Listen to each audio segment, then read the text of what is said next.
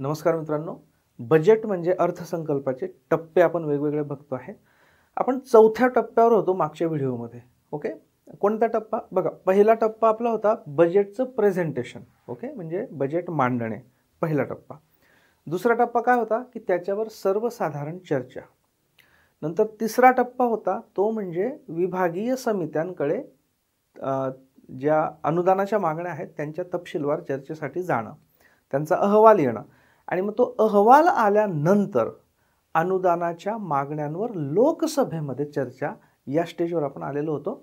आणि त्या अनुदानाच्या मागण्यांवर ज्यावेळी लोकसभेमध्ये चर्चा सुरू होते त्यावेळी साधारणतः आपल्याला माहीत आहे की ज्या पक्षाचं सरकार असतं त्याचं बहुमत नॉर्मली असतं, आणि त्याच्यामुळे नॉर्मली या सगळ्या अनुदानाच्या मागण्या म्हणजे वेगवेगळ्या मंत्रालयांनी आपल्या खर्चासाठी, योजनांसाठी मागितलेले पैसे हे मान्य होतातच. पण असं कंपल्सरी नाहीये.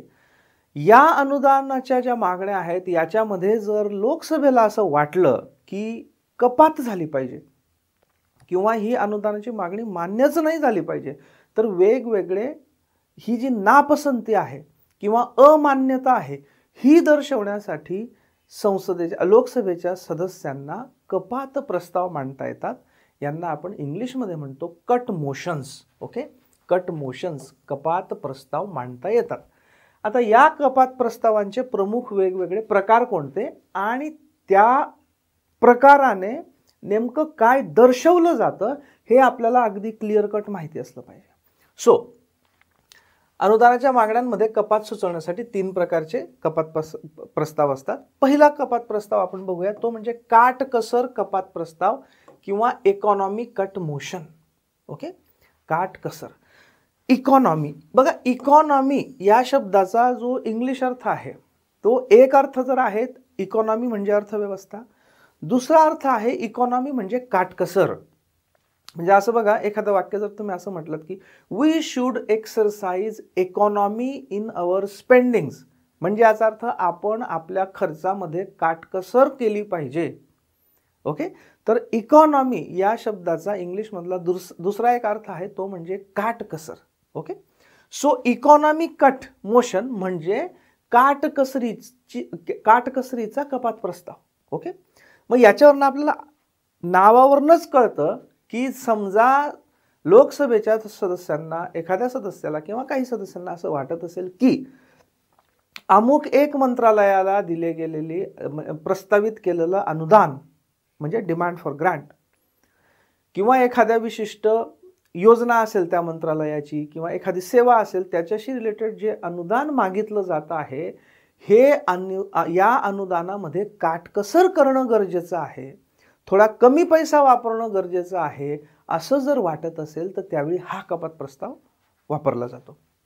सो याच्यामध्ये कपात प्रस्तावाचं स्वरूप कसं असतं, अनुदानाची मागणी ठराविक रकमेने कमी करण्याची मागणी असते. सो अमाऊंट, याचं जे वर्डिंग असतं या प्रस्तावाचं ते कसं असतं, अमाऊंट ऑफ डिमांड म्हणजे जे अनुदान मागितलेलं आहे त्याची जी रक्कम आहे ती amount of demand be reduced by a specified amount. 1 lakh, 2 lakh, 4 lakh, 1 कोटी, 2 कोटी, 100 कोटी, व्हॉट एव्हर मे बी, म्हणजे एक ठराविक रकमेने ही अनुदानाची मागणी कमी करण्यात यावी असं या कपात प्रस्तावामध्ये म्हटलेलं असतं.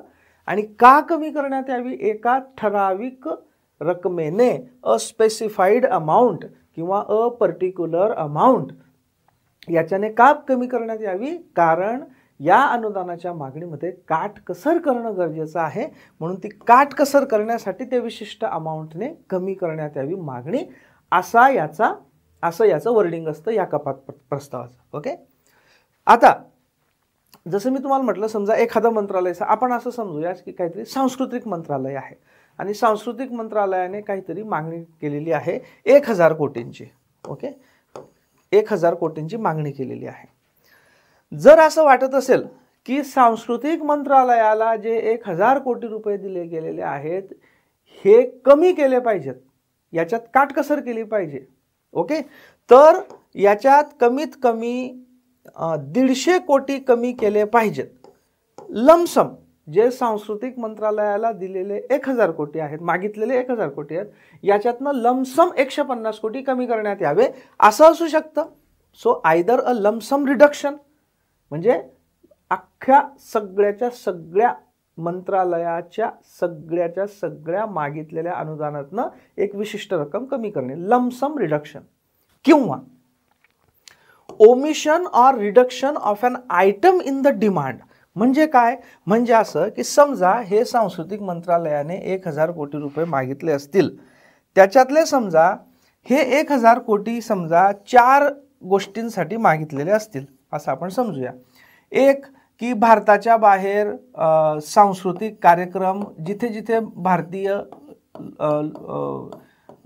नागरिक राहत आहेत, तिथे भारतीय नागरिक जे ज्या ज्या देशांमध्ये राहत आहेत त्या देशांमध्ये सांस्कृतिक कार्यक्रम घडवून आणण्यासाठी समजा 300 कोटी आहेत. त्याच्यानंतर समजा काहीतरी सांस्कृतिक स्थळे किंवा सांस्कृतिक वारसांच्या जतनासाठी 200 कोटी आहेत. अजून काहीतरी ABCD असे काही काही आयटम आहेत. तर याच्यात समजा या असं वाटत असायला की हा जो देशाच्या बाहेर सांस्कृतिक कार्यक्रम करण्यासाठी या 1000 कोटीतला हा जो एक आयटम आहे सांस्कृतिक कार्यक्रम देशाबाहेर घडवून आणण्याचा 300 कोटी, हा आयटम करायला नाही पाहिजे असं जर सदस्याला वाटत असेल, सो काय की or omission or reduction of an item in the demand, ही जी टोटल डिमांड होती 1000 कोटींची टोटल मागणी होती, त्याच्यातला हा एक आयटम काढून टाकायला पाहिजे, याची गरज नाही, याच्यात काटकसर करणं गरजेचं आहे, अशी पण डिमांड असू शकते. सो आयदर सगळ्या डिमांडमधनं एक लमसम अमाऊंट कमी करणे किंवा त्या डिमांडमधला एखादा आयटम कमी करणे, असं दोन्ही प्रकारची मागणी असू शकते. ओके, आता हा कपात प्रस्ताव मांडताना कपातीची कारण की का कपात केली गेली पाहिजे हे सदस्याने सांगितलं पाहिजे की का कपात केलं पाहिजे, आणि काटकसर कशी होईल याची पण माहिती दिली गेली पाहिजे की कशा पद्धतीने काटकसर करायला पाहिजे. ठीक आहे, 100 कोटी कमी करायचे तर मग 900 कोटी द्यायचे, तर मग 900 कोटीमध्ये सगळे जे धोरणं आहेत ते कशी राबवायची ते पण त्यांनी सांगितलं पाहिजे. म्हणजे कशा पद्धतीने काटकसर करायची आणि कशासाठी कपात करायची हे त्या कपात मोशनमध्ये मेन्शन केलं गेलं पाहिजे. ओके, ही झाली काटकसर कपात प्रस्ताव किंवा इकॉनॉमिक कट मोशन. नेक्स्ट दुसरा आहे धोरणात्मक कपात प्रस्ताव. याला इंग्लिशमध्ये म्हणतात डिसअप्रुव्हल ऑफ पॉलिसी किंवा कधी कधी नुसतं पॉलिसी कट मोशन असंही म्हणतात. Okay, so disapproval of policy cut motion, मराठीमध्ये धोरणात्मक कपात प्रस्ताव. म्हणजे काय, म्हणजे असं की समजा एखादी अनुदानाची मागणी आहे आणि ती आता प्रत्येक अनुदानाची जी मागणी असते म्हणजे खर्चासाठी जी मागणी असते याच्या मागे काहीतरी धोरण असतं, बरोबर. या 100-200 कोटी ज्याच्यासाठी मागितले जात आहे याच्या पाठीमागे जे धोरण आहे ते धोरण जर मान्य नसेल धोरणाच्या अमान्यतेविषयी, तर त्याच्यासाठी हा कपात प्रस्ताव मांडला जातो. So disapproval of the policy underlying the demand असं याचे वर्डिंग आहे. ओके, डिसअप्रुव्हल म्हणजे आपली अमान्यता दर्शवणे ऑफ द पॉलिसी, जे धोरण आहे या अनुदानाच्या मागणीच्या मागे, या धोरणाला विरोध किंवा अमान्यता दर्शवण्यासाठी हा कपात प्रस्ताव मांडला जातो. असे अनेक एक्झाम्पल असू शकतात. समजा आपण दुसरा एखादा उद्योगधंदे वगैरे घेऊ की समजा प्लास्टिक इंडस्ट्रीमध्ये जे डबघाईला उद्योग आलेले आहेत त्यांच्यासाठी काहीतरी तरतूद, असं समजा एखादा मंत्रालयाची मागणी असेल, तर याच्या मागे धोरण आहे की बाबा प्लास्टिक इंडस्ट्रीमध्ये जे डबघाईला आलेले छोटे मोठे उद्योग आहेत त्यांना सपोर्ट करणे असं काहीतरी असेल, त्यांना स्वस्त दराने कर्ज देणे वगैरे. एखाद्या सदस्याला असं वाटू शकतं की मुळात आपण प्लास्टिकचा वापरच थांबवणं गरजेचं आहे आणि त्याच्यामुळे प्लास्टिक इंडस्ट्रीला सपोर्ट करणं हे बरोबर नाही, असं धोरणाला विरोध असेल तर तो त्याच्याविषयी कपात प्रस्ताव मांडू शकतो. हे मी सर्व इमॅजिनरी एक्झाम्पल्स देतो आहे. ओके, आणि ते फक्त उदाहरणासाठी आहेत, याच्यात बरोबर चूक वगैरे याच्याशी आपल्याला काही घेणं देणं नाही, only as an example. Okay, मग हे जे धोरणाला विरोध करणारे हा जे कपात प्रस्ताव असतो, या कपात प्रस्तावाचं वर्डिंग कसं असतं, या वर्डिंग असं असतं, amount of demand be reduced to ₹1. एक हे पक्क लक्षात ठेवा, अनुदानाच्या मागणीची रक्कम ₹1 कमी करण्यात यावी, म्हणजे फक्त ₹1 अनुदान देण्यात यावं अशी याची असते. ₹1 कमी करण्यात यावी असं नाही बरं का, पक्क लक्षात ठेवा. अनेक उमेदवारांचं विद्यार्थ्यांचं याच्यामध्ये कन्फ्युजन होतं. धोरणात्मक कपातीचं वर्डिंग असतं की the amount of demand be reduced to ₹1. म्हणजे ₹1 करण्यात यावी. म्हणजे तुम्ही 100 कोटी मागितलेले असतील तर ते कपात प्रस्ताव म्हणतं की या 100 कोटीऐवजी ₹1 फक्त द्या. मराठीमध्ये काय, अनुदानाच्या मागणीची रक्कम ₹1 कमी करण्यात यावी किंवा ₹1 करण्यात यावी. म्हणजे ₹1 देऊ आम्ही पैसे, काही हरकत नाही, पण ₹1 देऊ. ₹1 काय होणार आहे, काहीच होणार नाही. ओके, म्हणजे थोडक्यात काय की ती पॉलिसी इम्प्लिमेंट होणार नाही. ₹1 दिला समजा प्लास्टिक इंडस्ट्रीसाठी ₹1, हो ठीक आहे, काही हरकत नाही, पण ₹1 देऊ. ₹1 काहीच होणार नाही, म्हणजेच ते धोरण इम्प्लिमेंट होणार नाही. ओके, म्हणजे धोरणाचं अमान्यता. सो हे झालं धोरणात्मक कपात प्रस्ताव. आणि हा धोरणात्मक कपात प्रस्ताव मांडताना सदस्य जो सदस्य कपात प्रस्ताव मांडतोय तो पर्यायी धोरण सुद्धा सजेस्ट करू शकतो. प्लास्टिकचं आपण एक्झाम्पल घेतलं, त्याच्यात सदस्य असं म्हणू शकतो की तुम्ही असं करा, 100 कोटी रुपये द्या त्या प्लास्टिकच्या डबघाईला आलेल्या इंडस्ट्रीजना, पण 100 कोटी अशासाठी द्या की विशिष्ट थिकनेसच्या वर, म्हणजे बायोडिग्रेडेबल प्लास्टिक, त्याच उद्योगांना बायोडिग्रेडेबल प्लास्टिक तयार करायला प्रोत्साहन देण्यासाठी 100 कोटी रुपये द्या, असं पर्यायी धोरण सुचवू शकतो. क्लिअर? ओके. तिसरा कपात प्रस्ताव असतो तो म्हणजे प्रतिकात्मक कपात प्रस्ताव, किंवा त्याला इंग्लिशमध्ये म्हणतात टोकन कट मोशन. टोकन म्हणजे आपल्याला माहित आहे, टोकन म्हणजे प्रतीक. ओके, सो टोकन म्हणजे प्रतीक.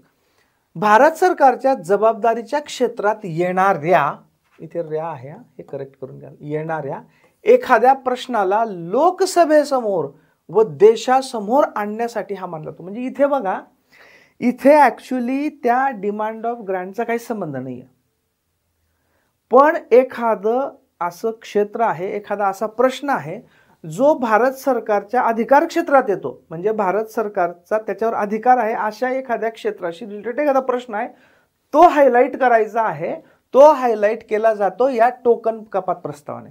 त्याचा काही संबंध नाही कशाशी, त्या मागणीशी, जे पैसे मागितले त्याच्याशी काही संबंध नाही. सो त्याच्यामध्ये वर्डिंग असं असतं की अनुदानाच्या रकमेतून ₹100 कमी करण्यात यावे. अनुदान ₹100 करण्यात यावं असं नाही, अनुदान ₹100 कमी करण्यात यावे. म्हणजे जर 1,00,000 रुपये मागितलेले असतील तर -100 कमी करण्यात यावे हे अनुदान, असं त्याचं वर्डिंग असतं. ओके, इंग्लिशमध्ये amount of the demand be reduced by ₹100. धोरणात्मक मध्ये काय होतं, ₹1 म्हणजे ₹1 कमी करण्यात यावं. इथे काय आहे, ₹100 कमी करण्यात यावं, म्हणजे -100. Okay, right. सो आता हे जे टोकन प्रस्ताव मांडले जातात, हे टोकन प्रस्ताव मांडताना लोकसभेचे जे सभापती असतात ते काही प्रेफरन्स यूज करतात. सगळ्यात आधी धोरणात्मक कपात प्रस्तावांना प्रेफरन्स मिळतो, कारण धोरणात्मक कपात प्रस्तावांमध्ये सदस्याला ते धोरणच नामंजूर असतं, त्यामुळे त्याला पहिला प्रेफरन्स मिळतो. दुसरा प्रस्ताव काटकसरीला मिळतो दुसरा प्रेफरन्स, आणि तिसऱ्याला प्रतिकात्मकला मिळतो. कारण प्रतिकात्मकचा ॲक्च्युली त्या डिमांडशी, त्या रकमेशी काही घेणं देणं नसतं, पण सरकारच्या अधिकार क्षेत्रात येणाऱ्या सरकारवर ज्याची जबाबदारी आहे अशा एखाद्या गोष्टीशी रिलेटेड प्रश्न त्याला हायलाईट करायचा असतो, म्हणून प्रतिकात्मक प्रस्ताव असतो, त्याला शेवटचा प्रेफरन्स मिळतो. सो पहिला प्रेफरन्स धोरणात्मक, दुसरा प्रेफरन्स काटकसर, तिसरा प्रेफरन्स प्रतिकात्मक. Okay, right. आता जो प्रतिकात्मक प्रस्ताव आहे तो प्रतिकात्मक प्रस्ताव मांडताना काही अटींची पूर्तता करणं आवश्यक असतं. उदाहरणार्थ तो एकाच अनुदानाच्या मागणीशी संबंधित असला पाहिजे. म्हणजे जर वेगवेगळ्या अनुदानाच्या मागणीशी संबंधित कपात प्रस्ताव मांडायचा असेल तर ते वेगवेगळे मांडावे लागतात. सो एक कपात प्रस्ताव हा एकाच अनुदानाच्या मागणीशी संबंधित असला पाहिजे. तो स्पष्ट म्हणजे क्लिअरली एक्सप्रेस्ड असला पाहिजे. असा ॲम्बिग्युअस नको, संदिग्ध नको, ढोबळ नको, स्पष्ट असला पाहिजे. आणि तो कसा नसावा, मराठीत मी वादविवादात्मक नसावा किंवा अब्रू नुकसानकारक नसावा असे दोनच शब्द घेतलेले आहेत. इंग्लिशमध्ये त्या शब्द असे आहेत की it should not be in the form of arguments, म्हणजे वादविवादात नको, इन्फरन्सेस, आयरॉनिकल एक्सप्रेशन्स म्हणजे असे सटायरिकल किंवा उपरोधात्मक, त्याच्यामध्ये काही नको लिहिलेलं, इम्प्युटेशन्स म्हणजे काही आरोप, इपिथेट्स, डिफॅमॅटरी स्टेटमेंट्स म्हणजे अब्रू नुकसानकारक, असं काहीही नको. स्पष्ट, स्वच्छ, क्लिअर असलं पाहिजे. ओके. एकाच विशिष्ट मुद्द्याशी संबंधित असला पाहिजे. एखाद्या कायद्यात सुधारणा करण्यासाठी किंवा तो रद्द करण्याची मागणी त्याच्यात नसली पाहिजे. राज्य सरकारशी संबंधित नसला पाहिजे आणि सरकारशी प्रत्यक्ष संबंधित नसलेला मुद्दा त्याच्यात समावेश नसावा. म्हणजे एकतर राज्य सरकारशी संबंधित नसलाच पाहिजे, दुसरं केंद्र सरकारशी संबंधित असेल तरी त्या मुद्द्याशी संबंधित नसलेलं काही गोष्ट त्याच्यात आली नाही पाहिजे. संचित निधीवरील प्रभारित खर्चाशी संबंधित नसावा. ऑब्व्हियसली, कारण आपल्याला माहिती आहे संचित किंवा एकत्रित निधीवर जो प्रभारित असतो त्याच्यावर मतदान होत नाही, त्याच्यावर कपात प्रस्ताव मांडता येत नाही, त्यांच्यावर फक्त आणि फक्त चर्चा होऊ शकते. न्यायप्रविष्ट मुद्द्यांशी संबंधित नसावा कपात प्रस्ताव, की एखादा मुद्दा आहे तो ऑलरेडी न्यायालयात त्याच्यावर वादविवाद चालू आहेत तर तो नसला पाहिजे. विशेषाधिकाराशी, प्रिव्हिलेजेस जे असतात, प्रिव्हिलेजेस किंवा विशेषाधिकार संसद सदस्यांचे किंवा संसदेचे एकूण, त्याच्याशी संबंधित नसला पाहिजे. त्याच अधिवेशनात ज्यावर निर्णय घेण्यात आलेला आहे अशा मुद्द्यांवर पुन्हा चर्चा सुरू करण्याची मागणी करणारा नसावा. समजा एखादा मॅटर आहे, त्याच अधिवेशनात चर्चा झालेली आहे, निर्णय झालेला आहे, पुन्हा निर्णय झालेला असताना सुद्धा त्याचीच चर्चा पुन्हा सुरू करणारा नसावा. क्षुल्लक विषय, याला इंग्लिशमध्ये म्हणतात ट्रायव्हियल मॅटर किंवा ट्रिव्हियल मॅटर, असा क्षुल्लक विषय घेणारा नसावा. ओके. आता कपात प्रस्ताव स्वीकारण्याचा जो निर्णय असतो तो निर्णय लोकसभेचे सभापती घेतात. क्लिअर. मात्र असा कपात प्रस्ताव स्वीकारताना सभापती एक गोष्ट बघून घेतात की त्या कपात प्रस्तावाचा उद्देश सभागृहाच्या कामकाजात अडथळे आणणे असा तर नाही ना, खरंच जेन्युइन आहे का, तरच त्याला ते संमती देतात. ओके. आणि किती दिवसाची नोटीस, तर ज्या दिवशी संबंधित अनुदानाच्या मागणीवर चर्चा होणार असेल. समजा मी मेंबर ऑफ पार्लमेंट आहे, मला कपात प्रस्ताव आणायचा आहे आणि माझा कपात प्रस्ताव हा सांस्कृतिक मंत्रालयाच्या मागणीशी संबंधित आहे, तर ज्या दिवशी सांस्कृतिक मंत्रालयाच्या मागणीवर चर्चा होणार आहे त्याच्या एक दिवस आधी मी दिला पाहिजे. आणि जर अशी एक दिवसाची आगाऊ नोटीस दिलेली नसेल तर इतर सदस्य त्यावर हरकत घेऊ शकतात आणि अशा हरकतीला प्राधान्य मिळतं. म्हणजे तो कपात प्रस्ताव मांडता येत नाही. समजा मी मेंबर ऑफ पार्लमेंट आहे, मला सांस्कृतिक मंत्रालयाच्या याच्यावर कपात प्रस्ताव आणायचा आहे. सांस्कृतिक मंत्रालयाच्या अनुदानाच्या मागणीवर आज चर्चा होणार आहे, म्हणजे मी काल कपात प्रस्तावाची नोटीस दिली पाहिजे होती पण मी ती दिलेली नाही आणि आत्ताच देतोय, आजच देतो आहे.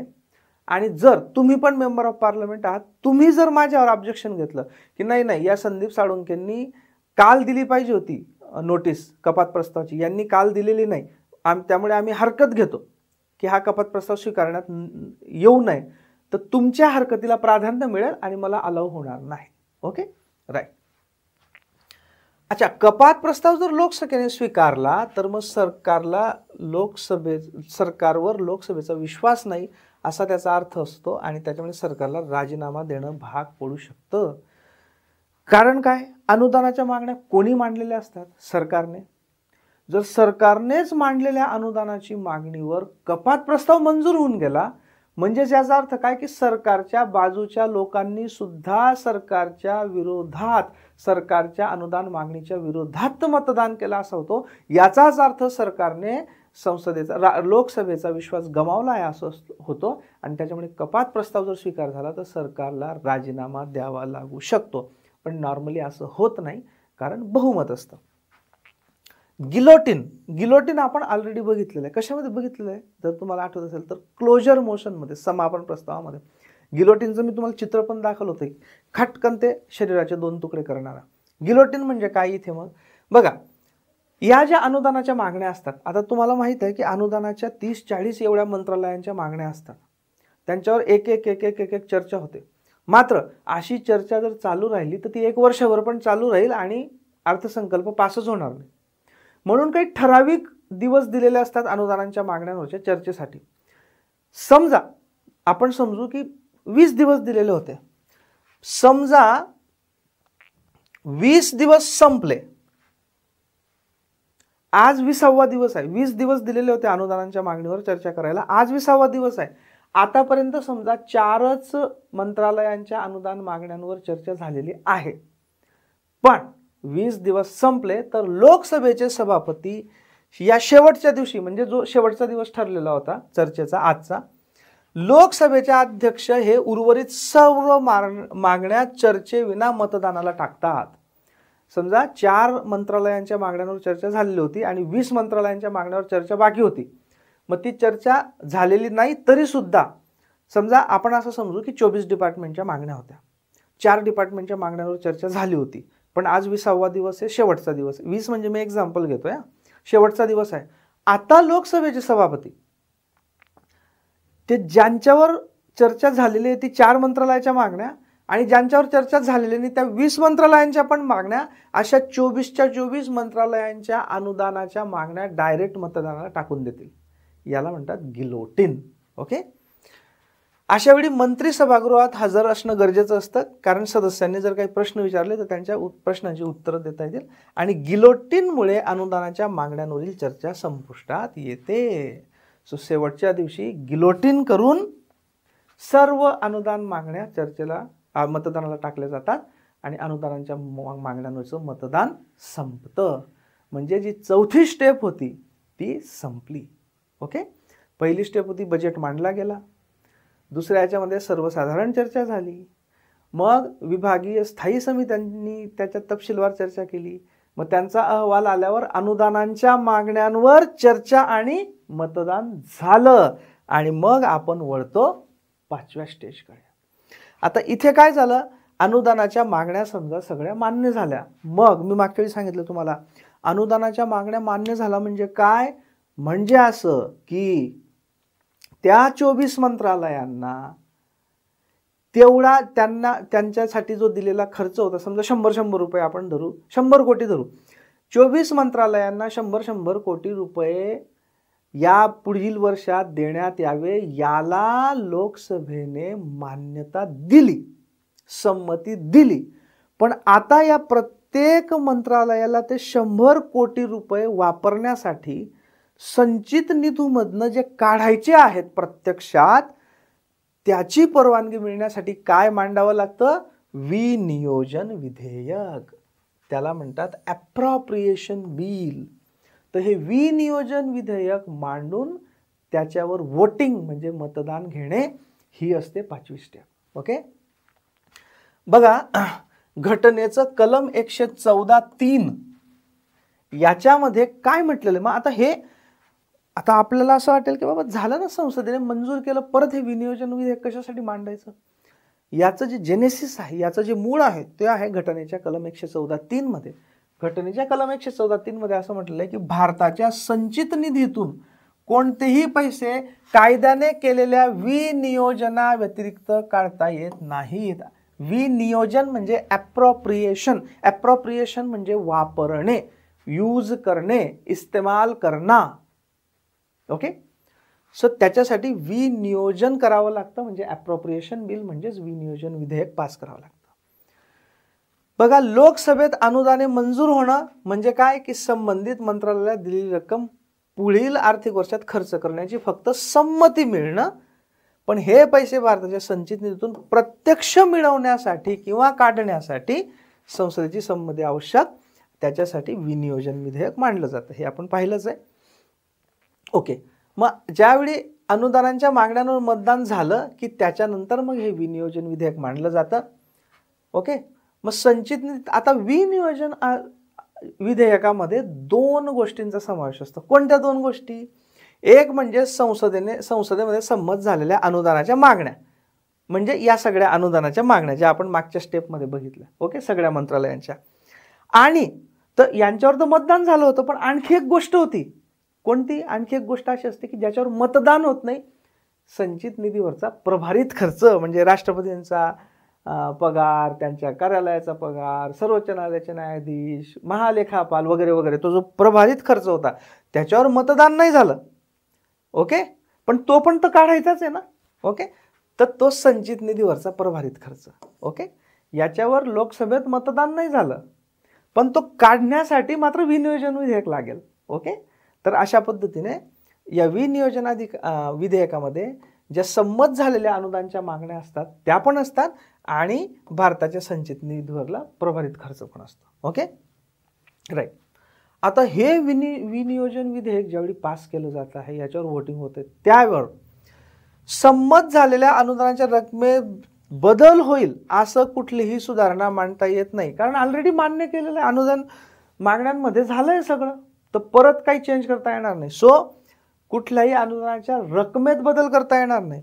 ती रक्कम ज्या विभागाला किंवा मंत्रालयाला प्राप्त झाली आहे, म्हणजे जिथे तिचं डेस्टिनेशन आहे, म्हणजे समजा 100 कोटी रुपये सांस्कृतिक मंत्रालयाला जाणार असतील, तर बाबा विनियोजन विधेयकाच्या वेळी असं ठीक आहे, सांस्कृतिक मंत्रालयाला मंजूर केले होते, पण असं करा, सांस्कृतिक मंत्रालयाला न देता ग्रामविकास मंत्रालयाला देऊन टाका, असं चालणार नाही. जरी पैसे एकूण बदलत नसले तरी त्याचं डेस्टिनेशन, म्हणजे ज्या मंत्रालयाला जाणार आहे ते पण बदलता येणार नाही, म्हणजे तशी पण सुधारणा मांडता येणार नाही.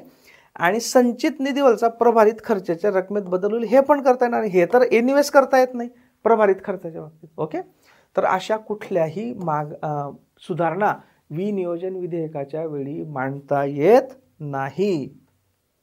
ओके, हा पारित होण्याची पद्धत ही धनविधेयकासारखीच असते.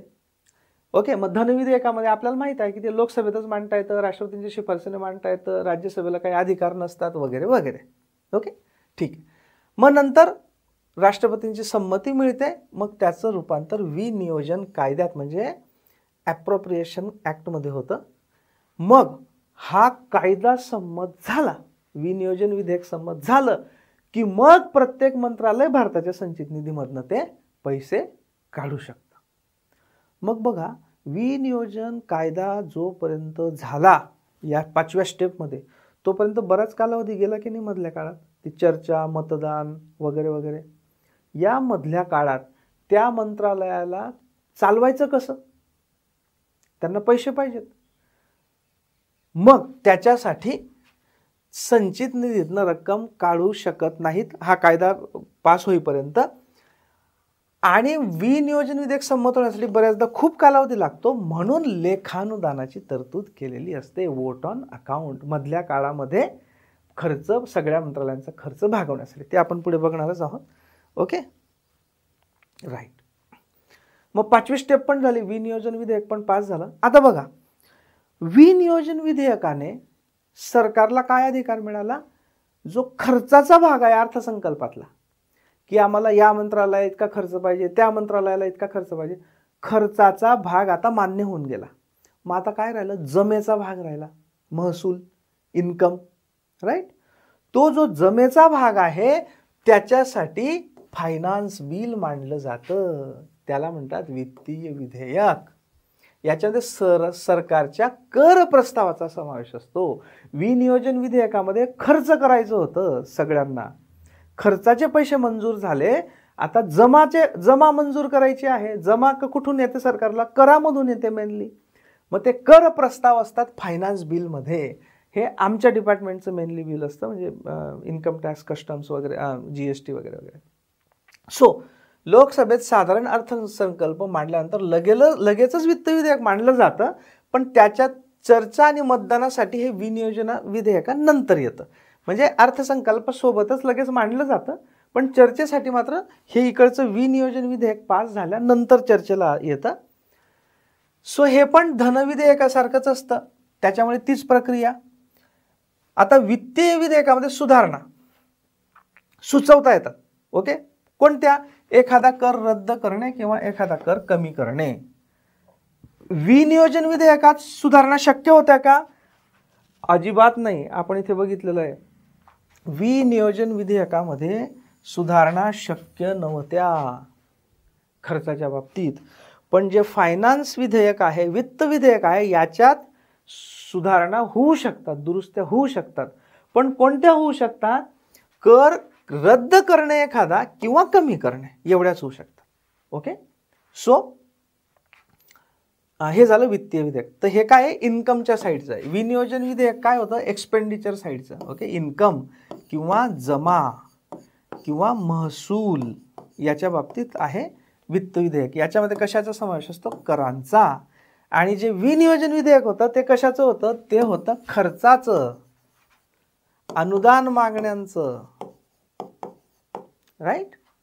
ओके.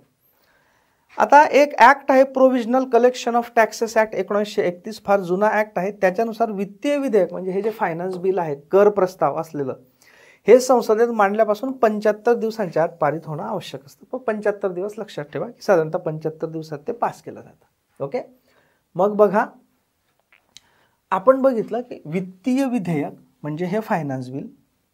ओके, हे पास झालं तर अर्थसंकल्पाच्या जमा म्हणजे महसूल बाजूला घटनात्मक संमती मिळते, कारण कर प्रस्तावांचा समावेश असतो वित्त विधेयकामध्ये, इन्कम टॅक्स, GST वगैरे वगैरे. सो जमा मंजूर झाली किंवा वित्तीय विधेयक. विनियोजन विधेयक त्याच्या आधी मंजूर झालं होतं, त्याच्याने कशाला संमती मिळाली होती? खर्चाला.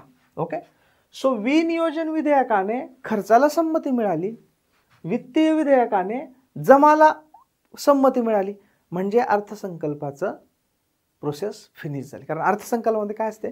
जमा असते आणि खर्च असतो.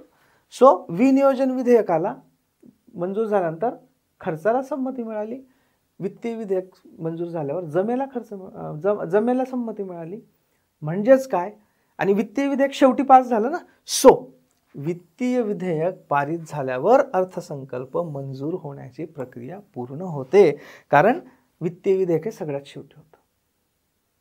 खर्चाला आधीच परवानगी मिळाली होती, आता जमाला पण परवानगी मिळाली आणि अशा पद्धतीने अर्थसंकल्पाची प्रक्रिया पूर्ण झाली. सो वित्तीय विधेयक मंजूर झाल्या अर्थसंकल्पाची पूर्ण प्रक्रिया संपते, कन्क्लूड होते, कंप्लीट होते. राईट? तर अशा पद्धतीने हे अर्थसंकल्पाचे 6 टप्पे असतात आणि मला खात्री आहे की तुम्हाला नक्की कळलं असेल. हे जर कळलं असेल तर कॉमेंट बॉक्समध्ये तसं पण कळवा, नसेल कळलं, काही प्रश्न असतील ते पण कॉमेंट बॉक्समध्ये टाका. राईट? Thank you very much. पुढच्या व्हिडिओमध्ये आपण 2 छोटेसे टॉपिक, म्हणजे छोटासाच व्हिडिओ आहे, एक अगदी छोटासा टॉपिक उरलेला आहे, एक्सेप्शनल ग्रांट्स वगैरे वगैरे, 15-20 मिनिटाचा, तो आपण संपवू आणि मग संसद म्हणजे केंद्र सरकारशी रिलेटेड संसदेचा जो भाग आहे तो आपला कन्क्लूड होईल. Okay, thank you very much.